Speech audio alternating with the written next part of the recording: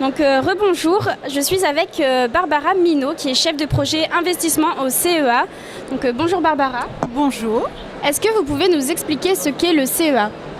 Oui, bien sûr. Le CEA, c'est le Commissariat à l'énergie atomique et aux énergies alternatives. C'est un organisme public de recherche qui a été créé en 1945 par le général de Gaulle, par ordonnance, pour doter la France d'une arme de dissuasion nucléaire, pour que nous soyons indépendants énergétiquement et pour la maîtrise de l'atome. Donc le CEA, c'est un organisme de recherche publique à vocation scientifique, industrielle et technologique. Il travaille sur 4 axes qui sont la défense et la sécurité, qui sont la recherche technologique, qui sont les énergies décarbonées comme le nucléaire et les énergies renouvelables. Et enfin, la recherche fondamentale avec les sciences du vivant et les sciences de la matière. C'est un organisme assez important puisqu'il y a 16 000 personnes réparties sur 9 sites, 5 sites militaires et 4 sites civils. Et pour un budget annuel de l'ordre de 4,5 milliards d'euros. Très bien, vous êtes chef de projet. Quel est ce métier ? Donc ce métier, aujourd'hui je suis chef de projet depuis une dizaine d'années. Actuellement je m'occupe de la conception et de la réalisation d'un réacteur expérimental à faible puissance pour la recherche fondamentale. Nous avons 10 années à peu près de conception et construction de ce réacteur et il est prévu de fonctionner pendant une 60aine d'années.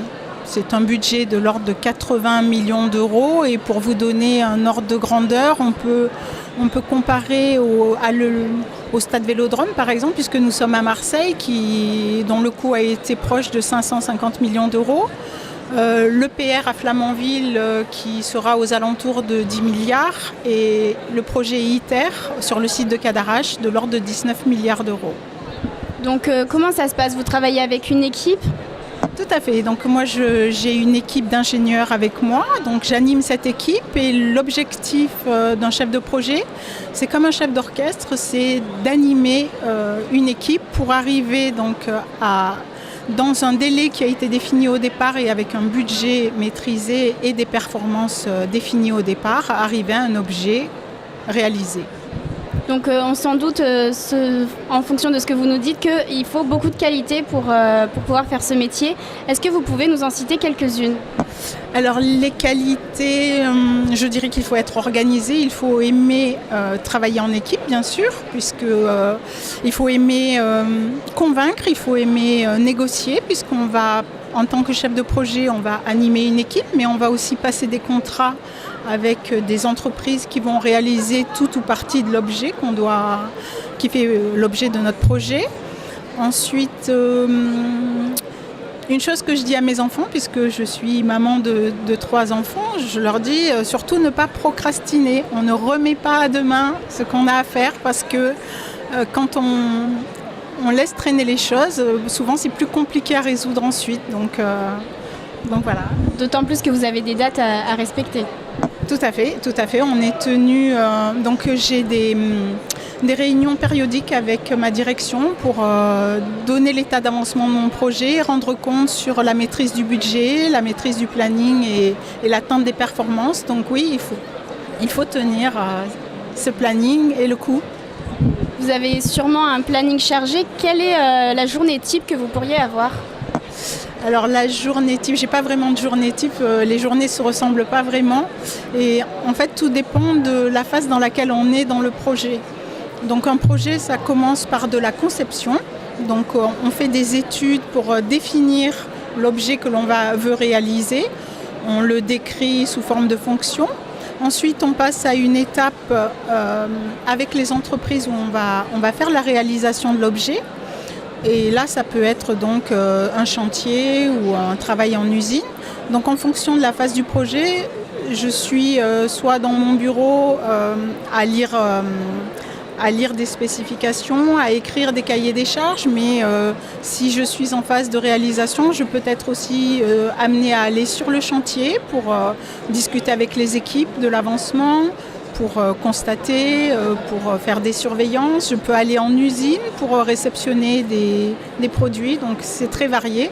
Je peux être amenée à communiquer aussi à l'étranger sur mon projet, donc c'est un métier très, très varié. Est-ce que ça vous arrive de beaucoup bouger en dehors de votre lieu d'affectation? Non, je ne peux pas dire beaucoup. Je vais à la rencontre des industriels quand on a besoin d'échanger avec eux. Je peux être amenée à aller à l'étranger pour communiquer sur mon projet dans des conférences, mais je ne peux pas dire beaucoup, non. Je suis avec mes équipes la plupart du temps. Qu'est-ce qui vous a amené à faire ce métier? Alors, ce métier de chef de projet, donc j'ai commencé, donc je suis ingénieure de formation. J'ai fait une école de physique à Grenoble, généraliste. Et donc ce métier, je le fais depuis 10 ans et c'est un de mes chefs qui me l'a proposé. Il m'a fait confiance et il fallait bâtir un projet, il fallait structurer, il fallait poser les premières pierres. Et il savait que c'est quelque chose qui me tenait à cœur. Donc voilà, il m'a proposé et voilà, j'ai continué. C'est un métier passionnant. Donc, Il vous a fait confiance pour une toute nouvelle expérience au final? Tout à fait, tout à fait. Je pense que j'essaierai d'autres métiers. Le CEA est un organisme qui permet justement d'aborder pas mal de métiers différents. Donc oui, j'envisage éventuellement de changer de métier, oui. Et puis cela fait à peu près 29 ans que je travaille au CEA, donc c'est une longue histoire. J'ai eu pas mal de postes différents et on ressort très riche de tout ça. Quelle évolution vous pourrez imaginer pour votre avenir? Quelle évolution? Eh bien, écoutez, moi j'aimerais bien transmettre aux jeunes générations. J'aimerais bien aussi faire de la communication pour justement partager toute cette expérience. Et est-ce que vous avez quelque chose à rajouter pour conclure? Je voudrais dire que je suis engagée avec d'autres personnes sur la mixité et la diversité. C'est un métier qui est tout à fait ouvert aux femmes, même si on n'est pas très nombreuses encore. Mais il n'y a aucun frein pour une femme à faire ce genre de métier. Merci beaucoup Barbara Minot. Je rappelle que vous êtes chef de projet au CEA. Merci beaucoup.